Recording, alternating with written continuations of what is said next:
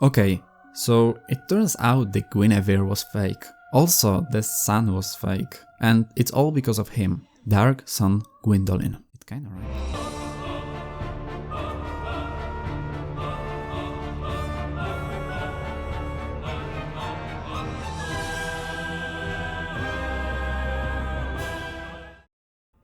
The Age of Darkness is much closer than we thought. After the demonic, hopeless first act of the game, here, in the Golden City of Gods, there was a small spark of hope. Maybe it's not all lost yet. The sun still shines bright over the majestic Anor Londo, but then you see through the lie. When you attack the princess, she just disappears. Thou that tarnisheth the godmother's image, I am Gwyndolin. And thy transgression shall not go unpunished. Thou shalt perish in the twilight of Anor Londo. It turns out all that was just the illusion made by the Queen's another child, Master of Illusions, Dark Sun Gwyndolin. It's very interesting to me because it is very easy to miss. I don't think there is any in-game info suggesting, telling you to attack Guinevere. This is practically a perfect lie. Gwyndolin is trying to hide the fact that the world, the gods' golden age, the Age of Fire, is ending. But now, either by your great curiosity or with the help of some guide or messages left by other players, now you know that this was all a lie. Gwyndolin tried to manipulate the chosen undead into fulfilling his own agenda, and now you go to confront him. I always say that the boss arena is as important as the boss itself. So far we had a few examples of interesting boss arenas.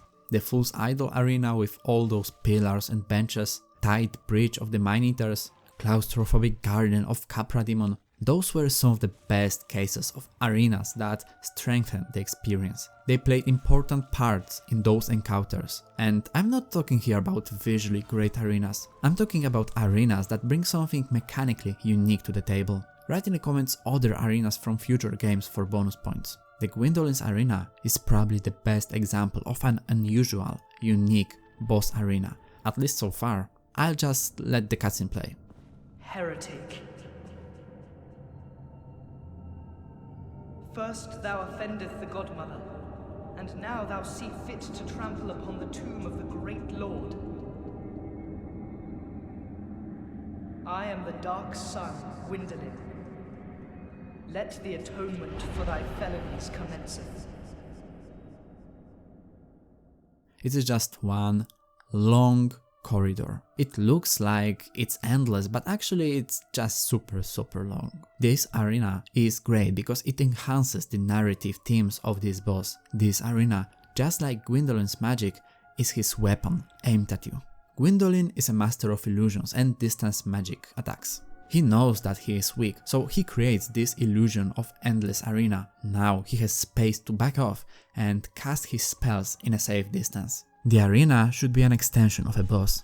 Man-Eaters were flying creatures, and they were actively trying to knock you off their arena. Fool's Idol used the maze-like church interior with its rows of benches to make you step onto one of her magic traps. I think that there is nothing wrong in putting a great designed enemy with interesting moveset, some badass weapon in an arena and calling it a day. Some of my all-time favorite bosses don't make use of their arenas like I've described before, but when developers tighten the connection between the boss and its arena, well, let's just say that it really pays off. And also, just like the movesets of Orsten and Smough showed us their distinct personalities, the Gwyndolин's arena tells us just how powerful sorcerer he is. It helps to characterize him as the master of illusions. It's a great example of interactive storytelling, or how I prefer to call it, gameplay storytelling. As an aspiring game dev, it's also interesting to me how this trick works from a technical perspective. You see, there are actually two arenas. The first one is a regular one, and the second is the endless corridor. When you enter the fog wall, you get teleported to the second arena. When you defeat the boss, cutscene plays again. Its purpose is to mask the loading that is happening as you are being teleported to a regular chamber. And the endless corridor actually has an end, but you would have to go straight for 7 or so minutes to reach it. Okay, Now, finally, let's talk about the boss. Oh, I almost forgot. I totally haven't wrote this in a script and didn't edit it somehow. There are pillars at the sides that you can cover behind from some of his attacks. Okay, now the boss. Unlike his arena, Gwyndolin is rather simple boss. I would say that he is more engaging execution on a moonlight butterfly concept. Just like the butterfly, he doesn't have any melee attacks. All he does is cast spells and shoot arrows at you. He can cast homing projectiles. You can just cover from them behind one of the pillars. He can also cast wall-penetrating powerful orb. Best reaction to it is to roll through it. Last attack he can perform is the arrow spread. It reminds me of a moonlight butterfly because just like in that fight, here you also have a boss that runs away from you. Enemy that teleports away rather than fly off. Yes, but still, he won't engage in a regular combat. You dodge his attacks until you get an opportunity to strike back.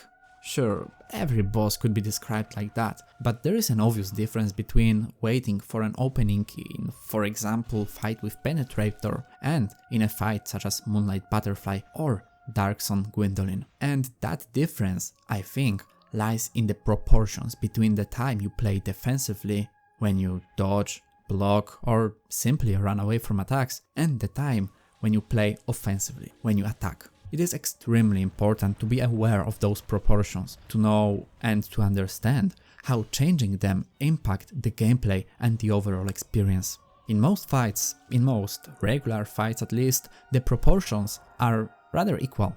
The boss attacks, and as it recovers, the player attacks.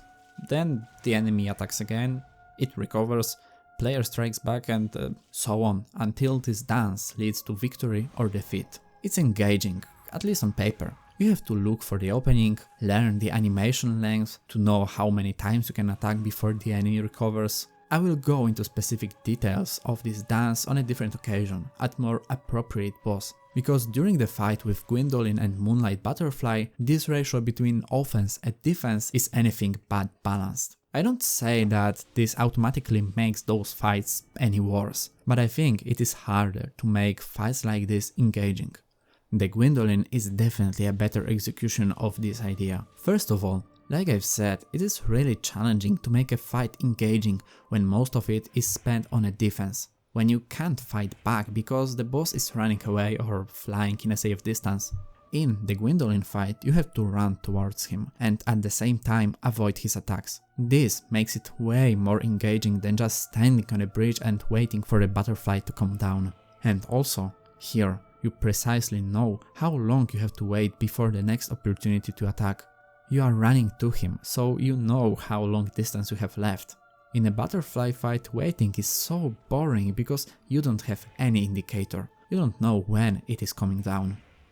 So, when you wanna make a fight like this, be sure to keep the player engaged somehow when they are waiting for the opportunity to attack. Actually, we already had a boss like this in Demon's Souls, the Armor Spider. If you think about it, this boss is almost Gwyndolin. Just instead of teleporting, he pushed you back with his flames. What are other examples of boss fights with huge disproportions in offense to defense ratios? As always, write it in the comments for bonus points or something. When you finally finish him off, he drops Soul of Gwyndolin that can be turned into Dark Moon Bow or Tin Dark Moon Catalyst and 40,000 souls. Additionally, when you defeat him, you get access to his chamber when you find the brass armor set and the Sunlight Blade Miracle. Let me know what do you think about making a leaderboard showing how many bonus points each of you have. Maybe we can turn it into some kind of a small game. Anyways, thanks for watching, to the next time.